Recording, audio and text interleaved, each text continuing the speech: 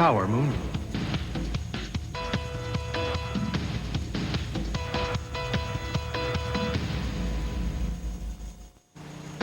The O'Reilly Factor is on tonight. Prosecutors file murder charges against actor Robert Blake in the shooting death of his wife, and he could get the death penalty. One defiant Catholic leader is blaming the priest abuse scandal on a sex-saturated society. Is he right? And military sources now say bin Laden is alive and is planning more terror attacks. I'm John Kasich, in for Bill O'Reilly. Caution, you're about to enter a no-spin zone. The Factor begins in 90 seconds. Good evening, I'm Kieran Chetry. At the Church of the Nativity in Bethlehem, more gunfire today. It's a 20-day standoff that continues between Israeli troops and Palestinian gunmen holed up inside. But there are some signs of hope. The mayor of Bethlehem says that Israeli and Palestinian officials will be talking about the issue Tuesday. The Pentagon says the skies over Iraq have gotten even more dangerous for U.S. and British pilots.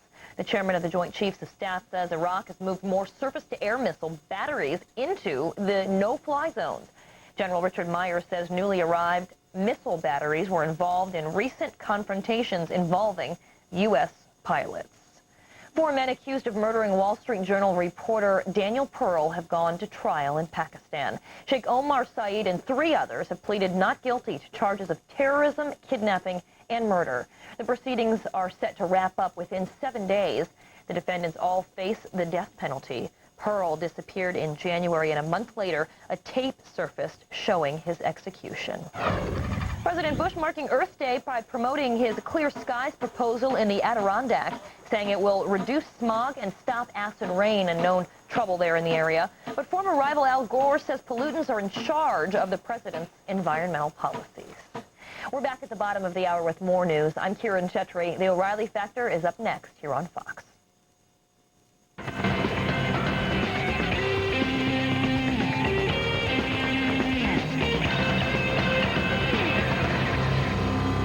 Hi, I'm John Kasich. I'm in tonight for Bill O'Reilly, and I want to thank you for watching us. And we've got a blockbuster show tonight on The Factor. Where is bin Laden? Military sources now think he's hiding in the Afghan-Pakistan border area, planning more terror attacks. We're going to have a report on that. And is homosexuality and a sex-saturated society to blame for the priest abuse scandal? We're going to talk about that. But first, our top story tonight, the case of Robert Blake. Late today, L.A. prosecutors filed murder charges against the 68-year-old actor, and it could bring the death penalty. Blake was also charged with 2 counts of solicitation of murder, conspiracy, and what they call the special circumstance of lying in wait. It's that special circumstance that makes him eligible for the death penalty. Joining me now from L.A. is TV Guide senior writer Mary Murphy. She's written extensively about this case, and attorney Stephen Crone. He's represented a lot of the celebrities, including Paula Poundstone. Mary, tell us what went on in that courtroom today. Well, today, you know, as expected, you know, Blake was charged with the 4 counts, and the thing that was so extraordinary about it was you began to see that he made repeated attempts to have this woman killed, and it looks like, or appears to be, that in some kind of frustration, he himself did the murder. I think that he is in a great deal of trouble. I've been talking to a lot of people in Hollywood who've worked with him, and a lot of screenwriters who say, you know, this is a bad B movie. And what I really believe is that Robert Blake and Bonnie Bakley were on a collision course, and their 2 lives. She's seeking danger, and he filled with rage his entire life. Mary, let me ask you this. You know, I know the media, particularly television media, is trying to make a big deal of this case. Most of major newspapers on Sunday, there was barely a mention in the weekly news magazines. Are we just hungry to sort of hype a story? And does the public really care about this? You know, John, I'm not a lawyer, but the truth is that the public cares when any celebrity is involved in a case, and when any celebrity, you find out the dark side. The other aspect of this case is, as we know, it could be the death penalty, but there's another very salacious side to this case, which is the sex side of this case. You know, she truly was an internet porn queen. I've read most of the letters. And you think people will care? You think people are going to care about that? I do think, and I think television will care about it, and I think people will care about it. Stephen, let me ask you this question. It seems to be two strategies here. One is to say, of course, Blake's lawyer says, of course he could have killed her. He didn't like her. He was frustrated, which was sort of a strange thing for the man's attorney to do. But then secondly, it appears as though he quickly pivots and is making a great effort to totally discredit and destroy any reputation that Bonnie Lee may have had. Is that where they're going on this? Well, it seems that way. Harlan Braun's a terrific lawyer, and I wouldn't question his judgment. The difficult position that he's in right now is that he doesn't know what the evidence is. And so it's an unusual strategy to come out and start conceding certain things, such as that your client might have a motive. We don't know if the evidence would prove that or not, but knowing Harlan as an outstanding lawyer, I assume that he knows what he's doing, but it is an unusual strategy. Well, but isn't it true the police apparently, at least a report, I thought it was confirmed by the LA police, that they used a special process that you could actually watch on television, that even though they tried to scrape the serial number off the murder weapon, they had a process involving acid that would still allow you to check the indentation and identify the gun. Isn't that a pretty conclusive sort of evidence? Well, that's the rumor I've heard also. Of course, I don't know what the evidence is, but assuming the rumor is correct and that the gun that was used in the murder had the serial numbers filed off, and that over a period of time they were able, through scientific techniques, to trace those numbers, that sounds to me like it would be pretty damaging evidence against Robert Blake. Well, from both of you, why did it take a year? Let's start with you, Mary. Why 1 full year to finally charge Mr. Blake in what the police are pretty well saying is an open and shut case? Well, because it was a complicated case, not because of Robert Blake's life, but because of Bonnie's life. And Harlan Braun did a magnificent job of throwing out all these names. Remember, she had 9 husbands and thousands of people who she embezzled for money, and so there were a lot of suspects.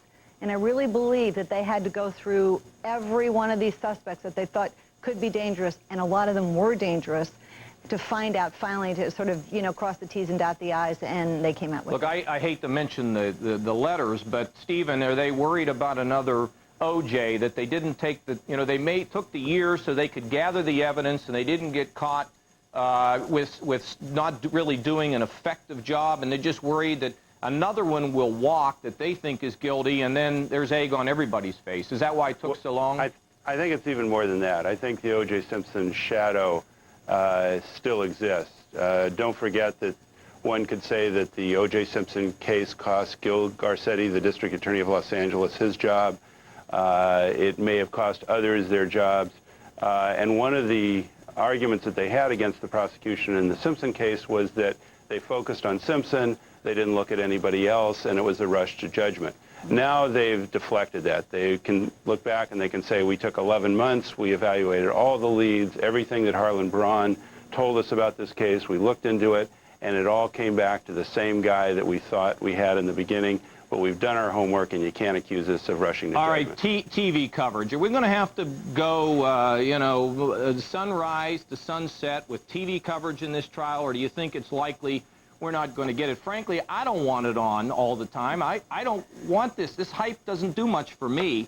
Would you both agree that maybe you just keep the cameras out this time? Mary? There's definitely going to be TV coverage. I know Braun is fighting against it, but I know Court TV is already planning on covering it gavel to gavel, and there'll be plenty of TV coverage if they allow the cameras in, and I think they probably will allow the cameras in. Steve, do you think so as well? I would imagine they would, but I think it's unfortunate. I mean, this is an issue of whether or not Robert Blake is guilty of murder, and I think when you allow the cameras in, what you're going to do is you're going to cater to those people that are looking for a patent place. They're looking for all kinds of salacious details. This is not a case which involves national security. Okay. I've got you. Mary and Stephen, look, I'm going to go out on a limb and make a prediction. Middle America is not going to care about this story over time. I want to thank both of you for being with us. And coming up next, one Catholic church leader is blaming homosexuality and a sex-saturated society for the priest abuse scandal. And military sources say bin Laden is alive and could be planning more terror attacks against U.S. forces in Afghanistan. We're coming right back at you.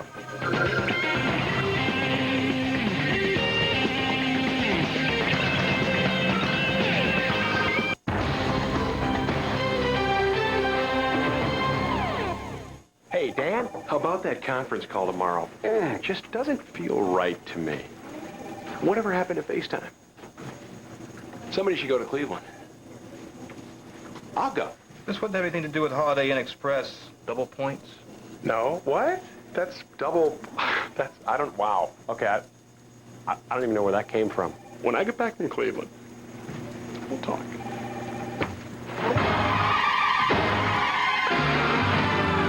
This is a Honda certified used car. Even if you take away its 150-point inspection, its comprehensive 12-month, 12,000-mile warranty, and its concurrent 7-year, 100,000-mile powertrain warranty, you're left with one undeniable, completely comforting fact. It may be used, but it's still a Honda. For a limited time, get special APR financing as low as 5.9% for up to 60 months on all Honda certified used cars.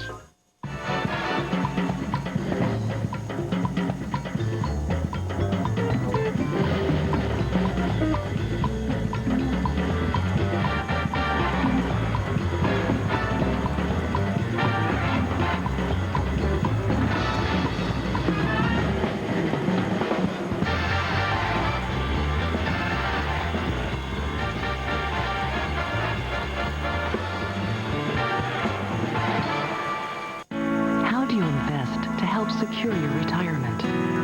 You start with your dreams. And Edward Jones. My life, my world, it all begins with a dream. Edward Jones. Heartburn this painful is caused by acid reflux. Get Gaviscon. It's different. Gaviscon quickly forms a soothing protective barrier that helps keep acid down for hours. Gaviscon. Fast relief from acid reflux. In the Impact segment tonight, the priest sex abuse scandal. U.S. cardinals are gathering in Rome for an extraordinary meeting with the Pope tomorrow.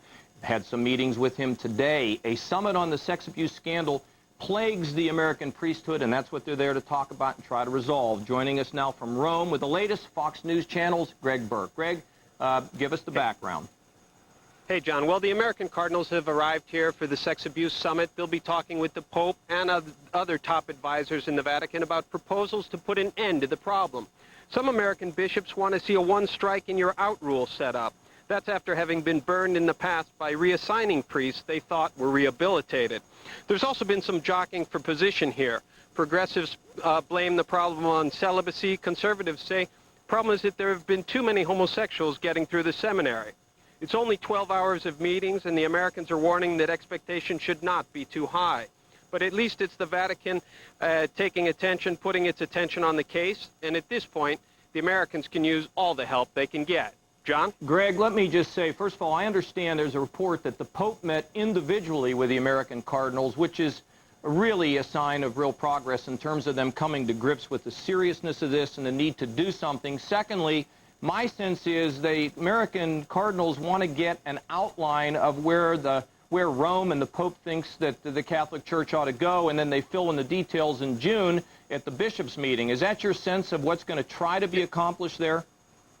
Well, you're right on both counts. I think here the Americans realized, they were in trouble. They were really taking a beating in the U.S. This is a little bit at least to, inform the Pope of the situation, make sure he knows what's going on, and also use his moral authority, not only as guidance, but a little bit bring his moral authority into the question here. John? So even when we hear that, the Pope is 81 and he has Parkinson's and everything else, it appears as though the Pope is focused on this, and by spending one-on-one time with these cardinals, he accomplished some things I'm sure that he cannot accomplish in a more public group meeting. Would you say that's correct? Oh, I think that's definitely the case, and probably the most important things will be his one-on-one discussions with the Cardinals. Well, we'll look forward to talking to you tomorrow and getting really the details of this, and I want to thank you for being with us. And tonight, there's an awful lot of fallout that follows yesterday's Mass at St. Patrick's Cathedral here in New York City.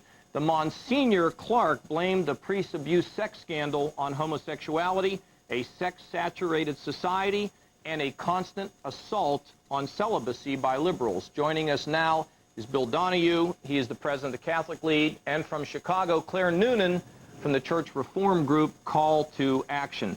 Bill, let me start with you. Is there a concern inside the church now that perhaps the Monsignor's message was about an excuse, scapegoating somebody else rather than the church saying, you know, we did not take the proper action internally? No, look, there are several dimensions to this problem. One dimension is the way the church has handled it, which has not been done very well. Let's face it, they dropped the ball on this.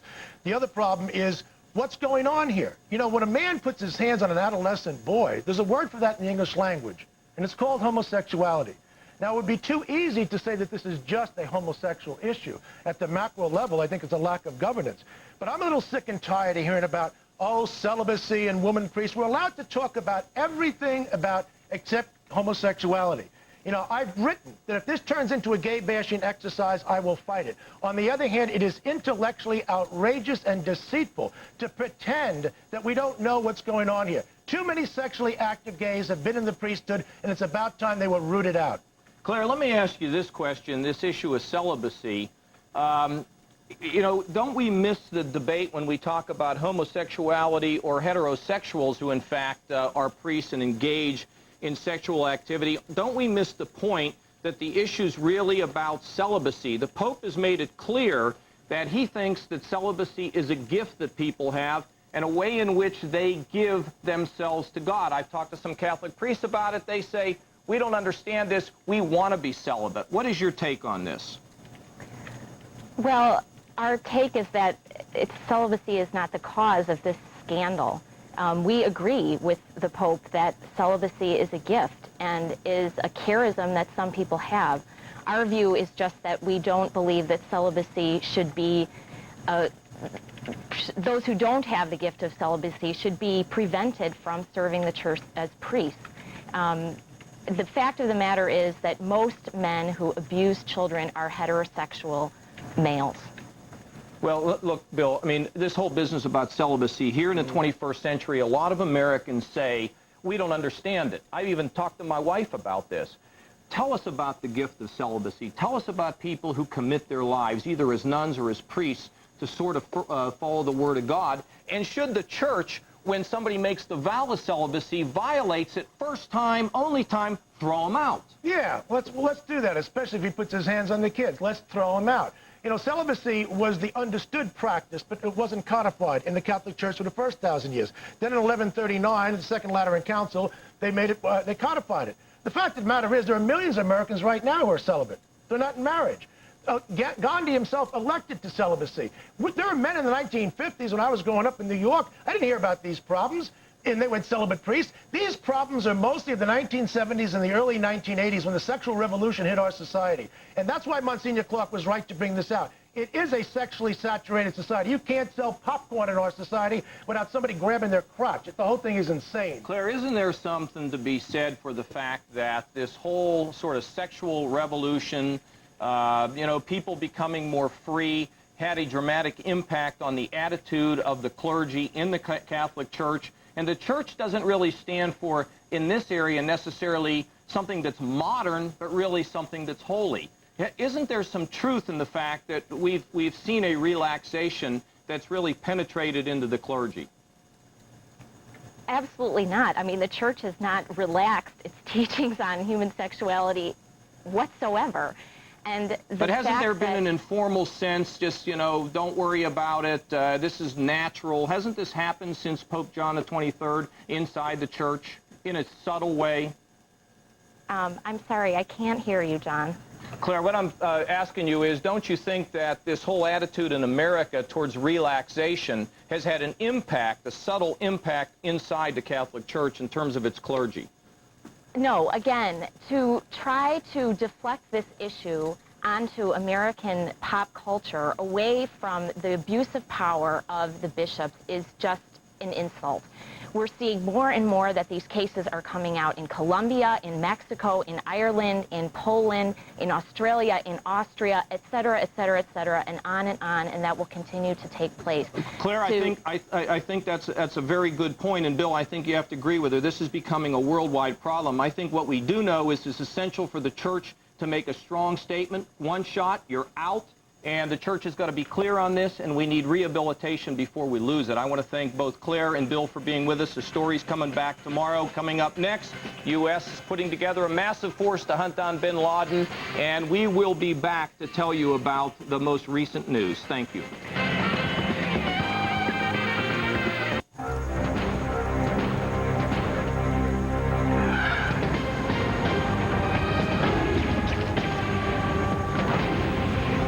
We moved into a new house where Mom got this great new job. I heard her talking to Dad about doing the right thing with her retirement money. Something about rollover, which gave me this great idea. Come on, baby. Come on. Roll over. Roll over. You're just gonna turn your body this way. I hope her rollover was easier. It must be. No-load mutual funds from T. Rowe Price. Invest with confidence. Great Garden event is going on now at True Value, where prices are dropping on great brand name items throughout the store. Right now, Green Thumb's premium weed and feed lawn fertilizer is only $6.87. Your choice 80 tall kitchen or 40 large drawstring trash bags are only $3.95. Hurry in during the Great Garden event for great savings at True Value. Save even more every time you shop at a participating True Value. Pick up a great savings card and start earning points for $25 in free merchandise. See your True Value store for details. KXL News Time, 7:50. Ivan Scott joins us live from the Pentagon with the latest. 15 and 45. Here's Kevin. Now, Bill O'Reilly's Talking Points on KXL. The home of the Ducks and Blazers, News Radio. Your station for fair and balanced news. News Radio 750 KXL. As 2002 North American Car of the Year, Nissan Altima's getting lots of attention. Road and Track says the first thing you notice is the bold styling. Automobile Magazine says there's plenty of headroom front and back. It's like a limo. USA Today says it outpowers rivals significantly. And here's a quote you're gonna love. Just $18,999. Shouldn't you test drive one today? The totally new Nissan Altima. See your Northwest Nissan dealer. Nissan. Driven. Good morning, Portland. I'm Steve Leader. And I'm Rebecca Marshall. Portland firefighters come to the rescue of a pretty strong front is moving towards the Oregon coast. On Sunset heading inbound from the west side. Today, the Fed is likely to announce that interest rates. Your station for fair and balanced news. News Radio 750 KXL. In our second Impact segment tonight, new intelligence suggests bin Laden most likely escaped to Pakistan in December. An Operation Mountain Lion has been set up to track him down. Critics say the U.S. military is focusing too much attention on the al-Qaeda leader, and they think our troops should be keeping the peace in Afghanistan instead. I don't know about these critics. I don't think they've been right from day one. Joining us now from Washington is Fox News analyst, retired Army Major General Paul Vallely. Paul, let me ask you a question. Where is bin Laden? They say he's in that region between Pakistan and Afghanistan, and we've got this operation set. They seem to give us a notion out of the Pentagon that they are now much more confident that they're going to find him and many of these other leaders. What is your sense? Well, I think they are, John. What has happened here from all of the cave searches that were done over the last 2 months, a lot of documents, including a lot of data on the computers, as well as information from Zubayah and many of the senior al-Qaeda that have been captured. What they have determined is that bin Laden and his senior lieutenants, probably after the heavy bombing in November, took refuge up in the caves in Tora Bora. And as you remember, in December, we heavily bombed that area, had special ops in there, but we didn't close off the back door to Pakistan. And at that time, the Pakistanis were not in a position to do any blocking or reconnaissance and surveillance along those border areas. And we didn't have the ground soldiers in. So it appears that he escaped out the back door with his lieutenants. And I made the report and suggested back in December on 3 occasions, John, that he probably took refuge in Peshawar, which was the home and school of the Taliban. So it appears from the information we're receiving now, that's probably where he is, there or in some sanctuary. General, let me ask you. This is Zubayah, who tremendous catch. It was orchestrated by the Pakistanis and U.S. intelligence. Is this guy going to sing? You know, one source inside the Pentagon told me that whenever they get these guys isolated away from their henchmen and thugs, and they understand what lies ahead, there's a tendency for them to start spilling information that can be very valuable. Will this man talk, in your judgment? Well, I understand he has been doing some talking now that he's recovering from his wounds, so that information will come forth. But I think the key thing now is Mountain Lion and the sweep over there in eastern Afghanistan, and perhaps working with the Pakistanis to go into some of the sanctuaries there and really conduct search and destroy operations for these remnants that are still remaining. So that's what this sweep is all about, and hopefully with that we'll completely dismantle their operation there, and at the same time perhaps capture bin Laden if he's alive, plus his lieutenants. Hopefully Zawahiri too. Let me ask you this, That's right. a friendly fire, you know, the Canadians have been very shaken by this. Yes. General, how does this kind of a thing happen, and do you think the Canadian military understands it, and can they stay a real strong part of our coalition? Well, John, they're investigating it now, and that report will probably come out within the next 2 or 3 weeks. But it appears it was a lack of communications and command and control. All training exercises are usually approved through up the chain of command at some level. And at that point in time, particularly in an area, a hostile area like Afghanistan, and this was a night fire live exercise, about 2:30, 3 o'clock in the morning. So that information on that training would be passed over jointly to the Air Operations Center. But somebody, this pilot apparently didn't get in the loop, and what a tragic loss, and it's really shaken the Canadian people. Absolutely. It's always sorrowful, tragedy when any of our friendlies get killed. It happens in peacetime. It happens in these training missions quite more than we'd like, but it is just absolutely tragic. But it probably, John, was a lack of communication and coordination across from the planning in Central Command, perhaps, and the Canadians. We got to and get the to Air the bottom of it Operations and Center. hold somebody accountable for this. Nation building. Yes. Please tell me quickly, we're not going to get into some big, long nation building again, are we? Get our job done. Let the international force take over. We're not going to be doing all that, are we? Absolutely not, John, and we shouldn't, because, you know, nation building is a political term. I don't use it anymore because we've never had a nation built under nation building. What we're engaged in is assisting and supporting the environment for reconstruction of Afghanistan. And that's happening now with the build-up of the new Army, the training of the new Army, the opening of the schools. We have civil military operators in there. We've got aid people in there. So that reconstruction is going on right now. All right. But you've got to create General, I got you. Let me have to security cut you force. off, but I think you got to go back to the Pentagon and sign back up again. You're the best. Plenty more ahead as the factor moves along this evening. Should President Bush formally declare war against Iraq before taking out Saddam? We'll have that story in just a few moments.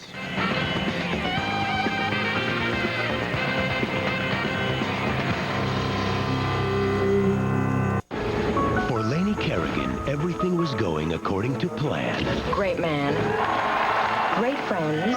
Thank you. Until a prediction. Tomorrow is going to hail, and next Thursday you're going to die. I'm sorry. Started to come true. I'm trying to be something that I'm not. Maybe if you change the path you're currently on, the outcome is going to be different. Now they will have one chance to change her destiny. Life or Something Like It. Rated PG-13. Friday only in theaters. They tested the Subaru Forester. They tested the Subaru Legacy. Now the Subaru Impreza. It's official. The Insurance Institute for Highway Safety has given every Subaru they tested their highest possible rating. So would the world be a safer place if everyone drove an all-wheel drive Subaru? It couldn't hurt. Subaru, that's the beauty of all-wheel drive.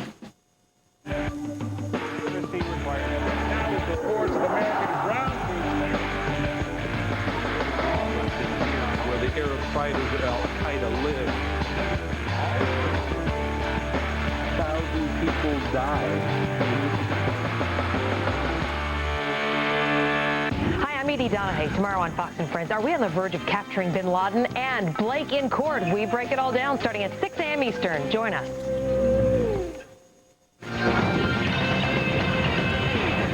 In the Unresolved Problems segment tonight, declaring war against the axis of evil. When the war on terror began, Congress green-lighted the use of military force, but they stopped short of declaring outright war. Now, as the war on terror expands, some say we'll need to justify any of our military action against Iran and Iraq and North Korea and declare war.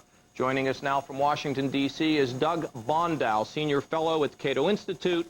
He used to work for one of my heroes, Ronald Reagan. Hey, Doug, let me ask you a question. Are you just picking on George Bush? Everybody else is picking on him. Is this a little bit of bashing Bush, saying that he's getting a little bit too carried away? Not at all. It's a call to carry out the Constitution. You know, the framers said for a reason that Congress should declare war. They wanted that decision to be one between the executive and the legislative branches. I think we want to do that. I think the president, if he has a good case, goes to the people, he goes to Congress and says, look, here's why I want to go after Iraq, for example. Get legislative approval. Well, don't you think the Congress, though, in a lot of ways, you know, I used to be down there, they want to always be in the loop on everything. Of course, they get in the loop, and then they go out and they tell all the secrets to people all too many times. They ought to have Intelligence Committee. You come out of a Intelligence Committee meeting and you talk. You ought to be thrown off the committee and maybe even thrown out of the Congress. Isn't this a problem for administrations to keep the politicians up to speed because they like to get those little headlines? Well, I think it's much more a problem in terms of the details of operations. Everyone agrees the president's the commander-in-chief. He needs to run a war if there is a war. But the critical issue here is getting Congress in on the basic decision. Do we go to war? That's something you look back at the framers' debate. They drafted the Constitution the way it is because they said, we don't want just the president to make this decision. We want it to be a legislative decision, too. We want the representatives of the people in on this. We want a debate. And I say, let's have a debate on that. If Congress says yes, then let the president run the war. Doug, there's some sense on those that oppose this, and frankly, I think you are on the right track.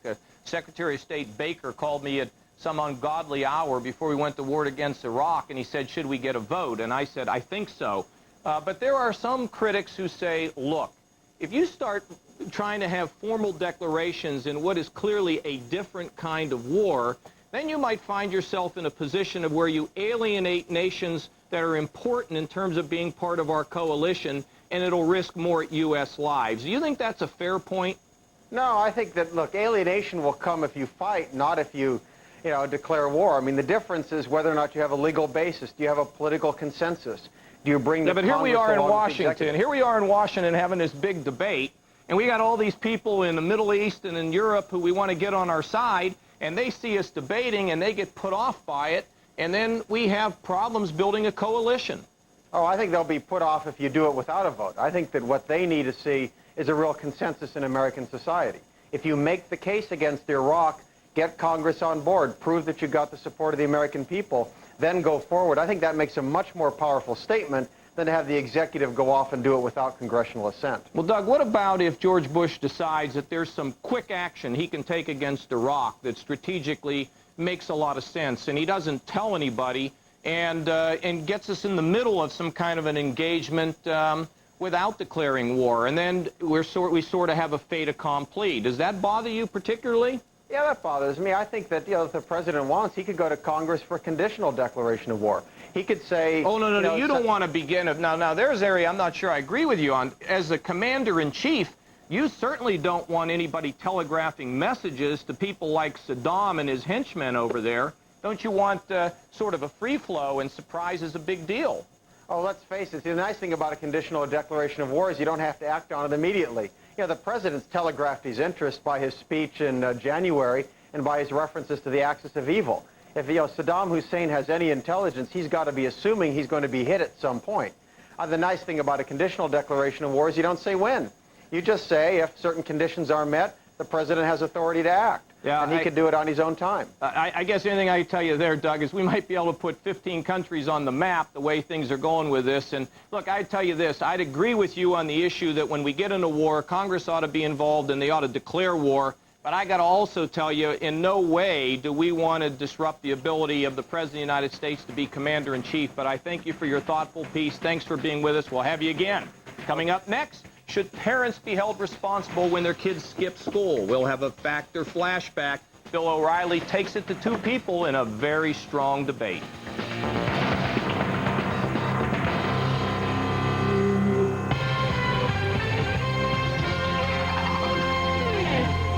Good evening, I'm Kieran Chetri. Actor Robert Blake pleads not guilty to killing his wife at his formal arraignment earlier today. Fox's Adam Housley has more now from Los Angeles. A hit by a husband, that according to the district attorney's office in Los Angeles, as they deliver 12 boxes and 35,000 pages that allege Robert Blake murdered his wife, Bonnie Lee Bakley, almost 1 year ago. In Los Angeles County Court this afternoon in Van Nuys, Blake pled not guilty to charges of murder with special circumstances of lying in wait. The complaint also alleging 2 counts of solicitation of murder. The prosecution claiming Blake had 2 other plans to kill his wife, including one during a trip to Arizona where she'd be buried and covered in lye. Blake's bodyguard, Earl Caldwell, also charged in the Bakley murder with 1 count of conspiracy. On conspiracy to commit first-degree murder, the presumptive bail is $1 million. So Mr. Blake is being held without bail. Mr. Caldwell's bail is $1 million.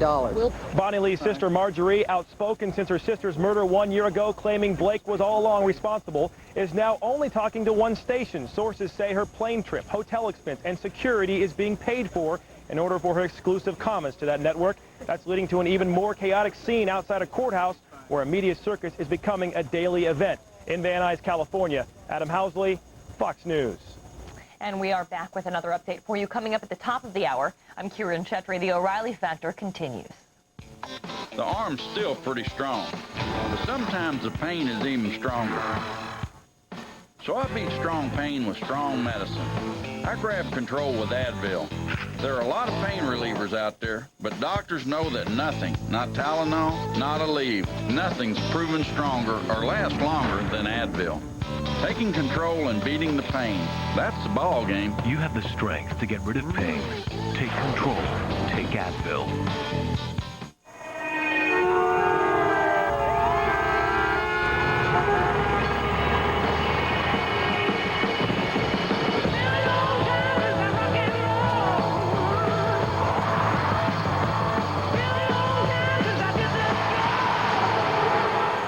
A legend reborn.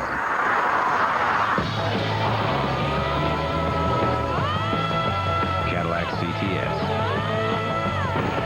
Breakthrough.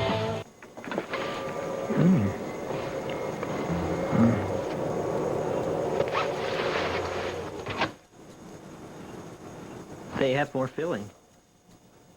Kellogg's Pastry Swirls. They're that good. Hey, welcome. What's with all the light? Keeps the roaches out. They hate lights. Here's a better idea. More homeowners trust Terminex to solve their pest problems. Call 1-800-TERMINEX. Thanks for staying with us. I'm John Kasich in for Bill O'Reilly, away on vacation. And in the Factor Flashback segment tonight, holding parents accountable for the behavior of their children. There's a radical notion. Truancy is a huge problem in America. Studies show that most truants, unfortunately, are involved with drugs and crime. In Jacksonville, Florida, a truancy arbitration program holds parents responsible if their kids consistently skip school. So far, almost 100 parents have been arrested under that program. Bill recently tackled this topic with Harry Shorstein. He's a Florida state attorney, started the program, and Jane Weintraub. She's a defense attorney who thinks the program is wrong. All right, Councilor Shorstein, you charge these people with contributing to the delinquency of a minor and violating the truancy statute in the state of Florida. But what if a mother comes to you and says, look, I'm a single mom. I got a 14-year-old kid. He's bigger than I am. I can't control this kid. I tell him to go to school. He just doesn't listen to me. You wouldn't arrest her, would you? Well, I think there's a great misunderstanding there. None of the parents we've arrested over the 7 years we've done this have been cases where a child has missed a day or 2 days or 10 or 20. These children are missing almost their entire school year. And after very comprehensive counseling, offers to the parents and the child to help them do everything we can to see that the child goes to school, we enter into a contract with the child and the parent, and when nothing works, then we arrest the parents. All right, but if it is a single mom who can't control the kid, it doesn't seem fair to me. Well, if that were the case, it perhaps wouldn't be fair, but we've already made every effort and given every opportunity to help the child control the or help the parent. All right, control the child. But let's get specific with that, because I don't have any sympathy for parents who have a mother and father in their stable situation and all that. I do sympathize, and I know a lot of these parents, these single moms, they're trying to make a living, put food on the table. Kids get to be bigger than they are. They're out of control. I mean, what do you do to help that mother? I mean, arresting her is not going to do any good. Well, it's going to do good if the attendance increases and the truant returns to school. Yeah, but what are the odds of that? If the kid's not listening to his parents or you at the school in the beginning, what does he care whether the parent gets arrested? Well, we know the odds of that are very, very good. Our record shows that after the counseling and after the course we put the parent and child through, that attendance increases substantially, and the most truant children return to school. So we have a track record. Our goal is not to incarcerate parents. Sure. I mean, why do you want to do that? Give me, and I'll get to you, Ms. Weintraub, in a moment. Last question for you, Mr. Shorstein, on this juncture is, give me a profile of some parents you've arrested. Who are they, and what didn't they do, and what that caused them to be arrested? They're often parents who have not paid sufficient attention to what I think is their most important responsibility in life, and that's the care of their children and their responsibility to see that their children are educated. We know when the child is not in school, the child enters the criminal justice system. And this is part of a comprehensive program. So these are parents who just don't show up for the meetings with you, just don't care, they're just irresponsible people? No, they're parents who have shown up to the meeting, who've entered into contracts with us, and who have failed to live up to their the contracts or whatever they're. Okay, Ms. Weintraub, what's wrong with all this? All of it. I mean, parents have responsibilities, of course. Parents have responsibilities for foreseeable criminal activities. For example, parents have a responsibility not to leave a loaded gun in the house when you can foresee, God forbid, somebody could be shot, or not to feed liquor to a minor. Of course, it's foreseeable there could be a car accident, somebody could get hurt. That's foreseeable conduct for which you could hold a parent criminally liable. What Mr. Shorstein is proposing, or is, in fact, putting into use, is outrageous. These parents, Bill, as you just heard, are parents that do comply.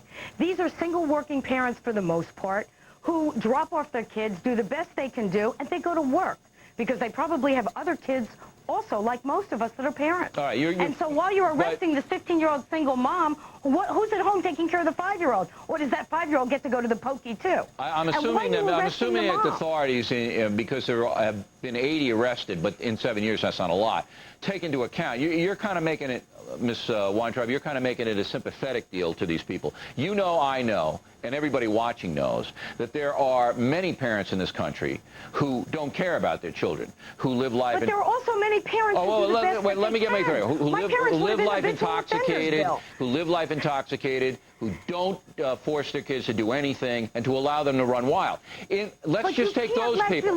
Ms. Weintraub, for the sake of argument, Ms. Weintraub, for the sake of argument, let's take those people who are clearly irresponsible, clearly negligent. Wouldn't you support the arrest of those parents?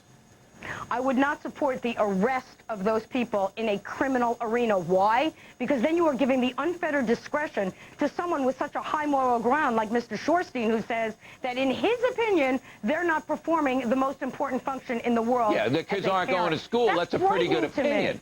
I mean, the kids don't show up to school. That's a pretty good, strong case, Ms. Weintraub. But it's not the parent. But don't you understand, there's a point. You can't be a policeman to your child, to your teenager. We are not holding kids on leashes. You can't. There comes a point where you must. Then you have to, if you can't control the child, you have to ask the state to intervene. Am I wrong, Mr. Shorstein? Yes, you are wrong. All right, well, let Mr. Shorstein reply to this. Go ahead, Mr. Shorstein. Mr. O'Reilly, what Ms. Weintraub doesn't seem to understand is the criminal justice system.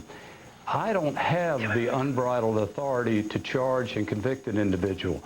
If the parents were, as Ms. Weintraub described, doing a great job trying to take care of their children, of course they wouldn't be guilty of a crime. All the state attorney, the district attorney can do is charge someone with a crime. If they weren't grossly negligent in seeing that their children attended school, they would be not guilty. And well, that's just like a prosecutor. You've just convicted him completely. Just because you charged him, you have made a judgment that he's guilty. Excuse me, that's what we have judges for in the juvenile system here in Florida. Yeah, but he's free, as a state attorney, Ms. Weintraub, he's free to charge anybody he feels is neglecting their child. Child neglect. That's Mr. O'Reilly. I understand that, Mr. O'Reilly. I was a former prosecutor in the state for Ms. Reno myself. I understand what his responsibilities are. Does he understand that you can't hold a parent criminally responsible when that parent cannot do anything more than the best they can do? Sometimes, That's a determination for the jury to make, though. Astray. All right, I'm going to give Mr. Shorstein a last word. Go ahead. And what I think is very, very clear that over 7 years, considering that we've charged 80 parents, none, to my knowledge, have been found not guilty either by a jury or a judge. Right. I'm assuming that you take the worst cases, the parents who just don't care. I think it's a good tool, but I could be wrong. Counselors, thanks very much. We appreciate it.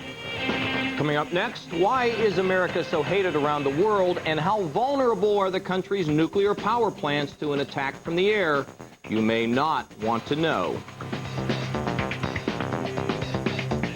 So how difficult would it be just to steer this plane right down and smash into that plant? They wouldn't obviously be expecting it, so it would be probably pretty easy.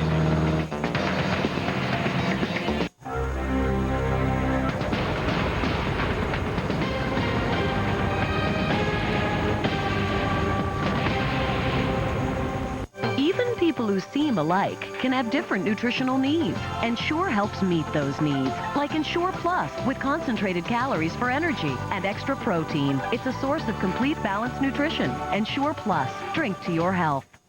When I brought Alice home, Ralph and Ed weren't exactly thrilled. Purina Cat Chow brand understood. They have mentors whose insights bring everybody closer together. Physical, emotional, complete. At any age, that's the Purina Cat Chow way of life.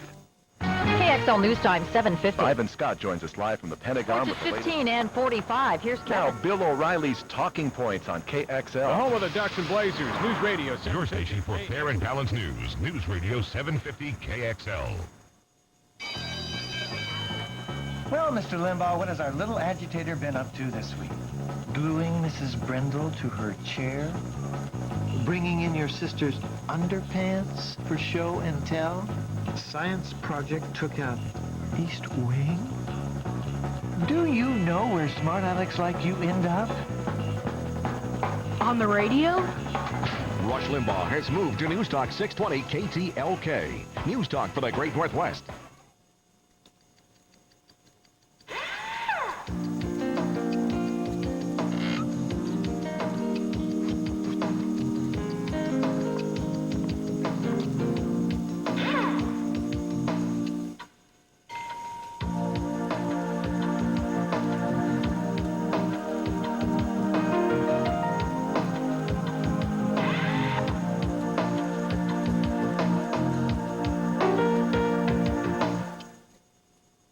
Travel the world for the unique and unusual? We already have. Hi, I'm Ellie with City Liquidators.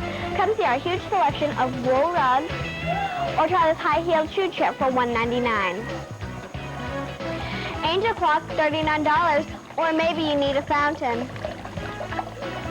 or a hand-painted screen. Remember, we have over 500 mirrors and prints in stock. City Liquidators Furniture Warehouse, a great place for accessories. Good morning, Portland. I'm Steve Leader. And I'm Rebecca Marshall. Portland firefighters come to the rescue of A pretty strong front is moving towards the Oregon coast. on Sunset heading inbound from the west side. Today, the Fed is likely to announce that interest rates. Your station for fair and balanced news. News Radio 750 KXL. The personal story segment tonight, America under attack. Since 9/11, Islamic terrorists have declared America the Great Satan. Europeans criticize our ethics on the death penalty, particularly regarding the alleged 20th hijacker, Zacarias Moussaoui. And even here on our own soil, some Americans question if we are handling the war on terrorism the right way. What's going on? Joining us now is Dinesh D'Souza.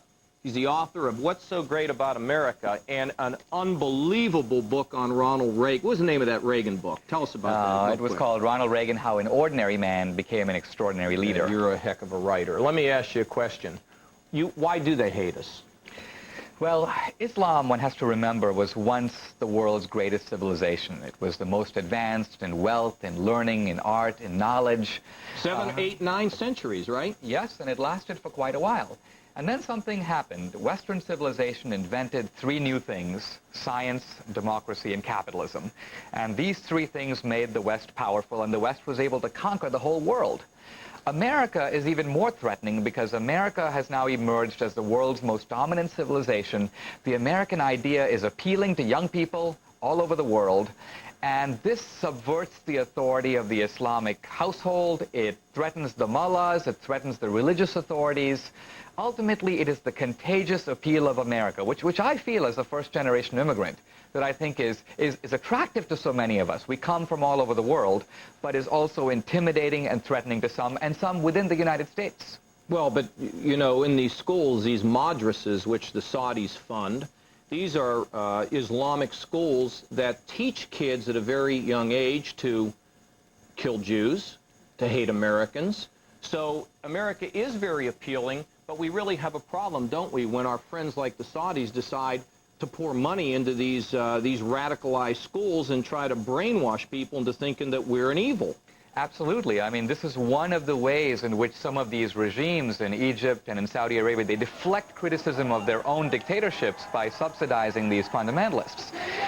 That also shows us that the war against terrorism is not won simply by knocking out the Al-Qaeda network. Ultimately, what we have to do is to close down these jihad factories.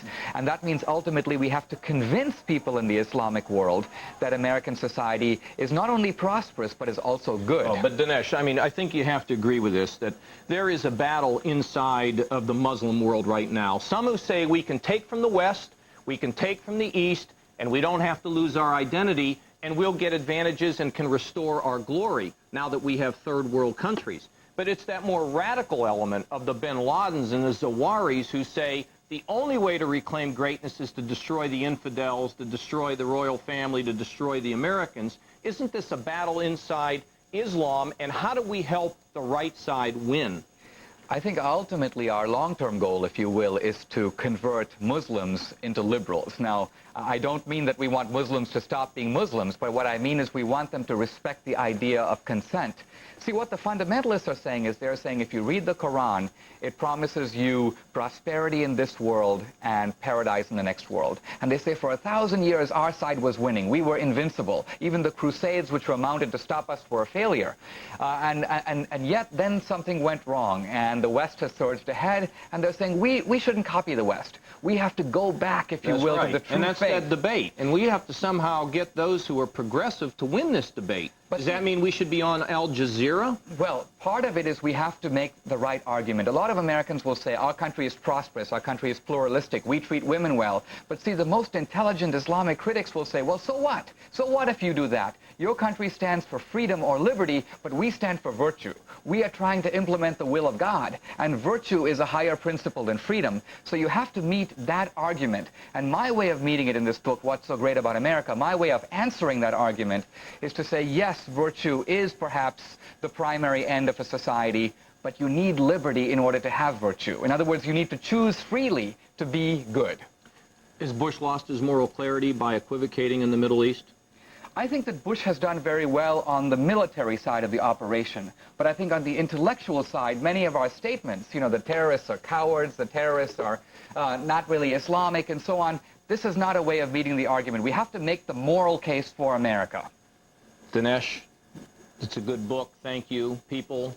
What's So Great About America? I want to thank you for being with us. And up next, nuclear insecurity. How safe are America's nuclear power plants from a terrorist attack? We're going to have that story when we come right back.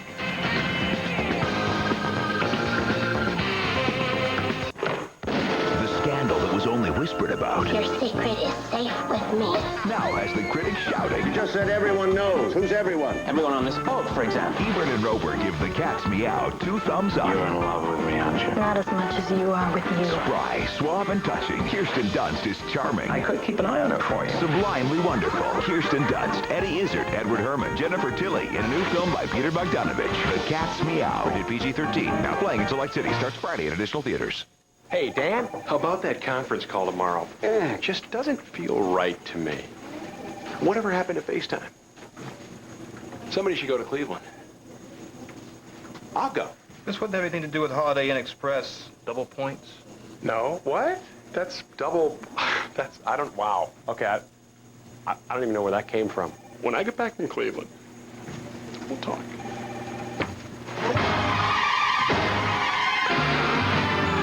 Your World with Neil Cavuto. Our business news is for Main Street, not Wall Street. Direct and on target. Simply put, clearly illustrated, and in English.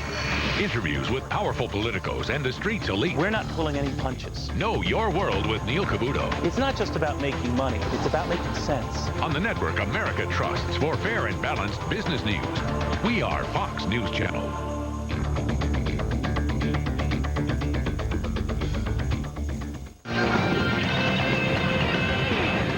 In the back of the book segment tonight, how safe are our nuclear power plants? Congress just released a report claiming that the country's 103 nuclear reactors are vulnerable to terrorist attacks. Is that hard to believe?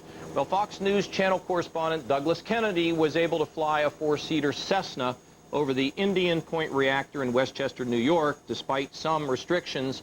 Douglas Kennedy joins us now to tell us more about not only what he found, but what he did. What were you doing? Well, basically, we did just what you said. We took a little plane, took off from Teterboro, New Jersey, and flew up the Hudson River right over the Indian Point nuclear power plant, which is about 33 miles from New York City. And your point on this was to say that there isn't much security at the nuclear plant? Well, you know, there obviously since September 11th, much of the attention of the nation, in particular the security of the nation, went to the nuclear power plants. There was a no-fly zone issued over the nuclear power plants, and they relaxed that regulation, and we just went up to see how close we could get and what would happen. Now, you know what the NRC said today? That's the Nuclear Regulatory Commission. They're the sheriffs of the nuclear plant. They said, we have information regarding the flight that Kennedy made on that day, and the circumstances of that flight did not raise security concerns. There was nothing about that particular flight that concerned us due to the altitude and the way the plane behaved. It did not raise security concerns. They sort of went on to say, I didn't speak to him, but one of the producers did, that basically, if in fact they thought there was a threat, they have a series of things that they can do to deal with that kind of a problem. What is your sense of their... Well, you know, John, I'm not going to advocate either way. You know, I did what I did. The facts are, you know, I went up there in a small plane and buzzed their domes at the Indian Point nuclear power plant for 20 minutes. Yeah. I went around 3 times. And, you know, to the nuclear industry, that's no big deal. They say their domes are... that was the NRC. That's the government operation now. Right. And I think to the government and the nuclear industry, that it's, you know, they say, you know, you can crash a small plane into those domes and nothing's going to happen. There's other people who disagree with that. Well, I don't think that's what they're saying. They're saying, had you been serious, they would have dealt with you. Now, I don't know what that means, and I'm not sure what the Congress knows about it. We'd have to go to the Intelligence Committee. But here's a question I have. Take this nuclear industry. Obviously, they hold their breath all the time, whether they can get relicensed, a whole variety of things. Why would the nuclear industry, why wouldn't they find it in their interest to have very robust security? I think their argument would be something like this. Don't federalize the force here and give me a bunch of civil service governmental employees. We got retired military. We know what we're doing at these plants. Do not handcuff us. How would you respond to that? Well, you know, we did this was a 3-part series, and our third part dealt with some individual stories, one of which happened in Indian Point, in which a couple months ago, one of their guards, the state police were called in because one of the guards had unholstered his pistol and had held it to the head of another security guard. And the reason was given to the state police was my colleague had forgotten my orange juice. So you know, some of these guys are probably pretty good. Others, it is argued by nuclear activists, are underpaid and, you know, sort of emotionally immature. You know, worse than the airport security guards. You know, again, I just did the story. I'm reporting the facts. You decide. One screw up, you report. We report. You decide. Good point. Now, but I think that what you find in this area is if there's a big screw up at a nuclear plant, boy, I tell you, it'll threaten the whole industry and it's billions of dollars. I think they want more flexibility, but maybe a little public-private deal. Let me just say this to you. You know, let's take putting Patriot missiles at these plants, right? I mean, and can a plane crash in? Serious business. We got to get to the bottom of it. I mean, your flight did indicate that we got to really be vigilant about this. We don't want to be caught with our guard down.